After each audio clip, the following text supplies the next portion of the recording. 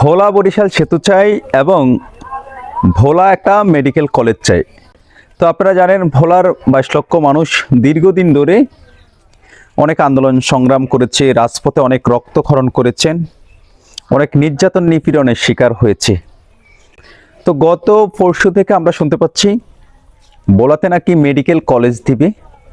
তো অনেকে বলতেছেন ভোলা যে 4টা আসন, ভোলা সদর 1, বোরহানউদ্দিন, লালমোহন তজুমউদ্দিন এবং সরপেশন মনপুরা, এই 4টা আসনের ভিতরে অনেকে বলতেছেন যে ভোলার যেই মিডল পয়েন্ট এবং ভোলার সবচেয়ে গুরুত্বপূর্ণ জায়গা, যেখানে কোথায় এই ভোলার ভিতরে মেডিকেল কলেজ নির্মাণ করলে ভোলার 22 লক্ষ মানুষের উপকার হবে।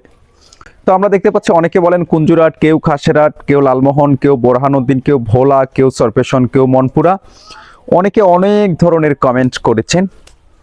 তো আমি বলতে চাই, অনেকে আবার বলেছেন যে যেভাবে ভোলা একটা মেডিকেল কলেজ নিয়ে অনেকে যেভাবে টানা হিচড়া করতেছেন, যে এটা মনে ভোলাতে না আসা ঢাকাতে থাকলে ভালো হয়, এটা ভোলাতে নির্মাণ না করে ঢাকাতে করলে ভালো হয়। কেন বলতেছে যে দেখেন, ভোলার 22 লক্ষ মানুষের দীর্ঘদিনের দাবি ছিল ভোলা বরিশাল সেতু নির্মাণ করার, ভোলা একটা মেডিকেল কলেজ করার।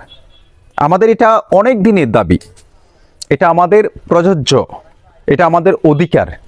এই বঞ্চিত দক্ষিণ অঞ্চলের, এই পুরো বাংলাদেশ থেকে বিচ্ছিন্ন এই ভোলা ভূখণ্ডটা, এটা পুরো বাংলাদেশের সাথে সংযোগ করার জন্য ভোলা বরিশাল সেতু আমরা নির্মাণের জন্য চাচ্ছি।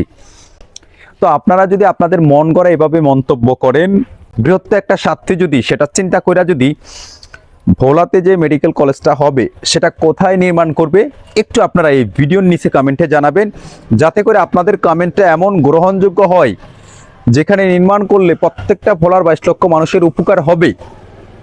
সেই জায়গাটা আপনারা একটু কষ্ট করে এখানে কমেন্টে জানাবেন।